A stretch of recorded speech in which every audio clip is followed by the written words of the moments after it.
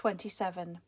How much less than £6 is 65% of £9? The first thing we'll do is find 65% of £9. To make that easier, we can convert £9 into pence.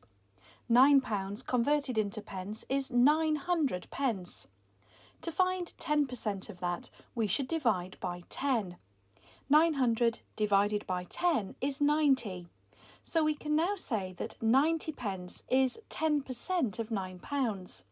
But we need 65%. So now I can find 50% of 900 pence. To do that, I would need to divide by 2.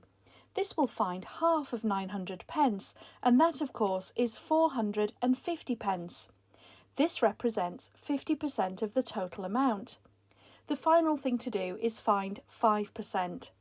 If we know that 90 pence is 10%, then 5% would of course be half of that. So we can therefore say that 5%, which is half of 10%, must be 45 pence, half of 90. We can now add those three amounts together. We have 10%, 50% and 5% of 900 pence, so that's 65% in total. In the units column we have 5. In the tens column we have 9 and 5, which is 14, and 4 more, which makes 18. So we write the 8 and carry the 1. In the hundreds column we have 4 plus 1 more, which makes 5. So we can now say that 65% of £9 is 580 pence, or in other words, £5.85.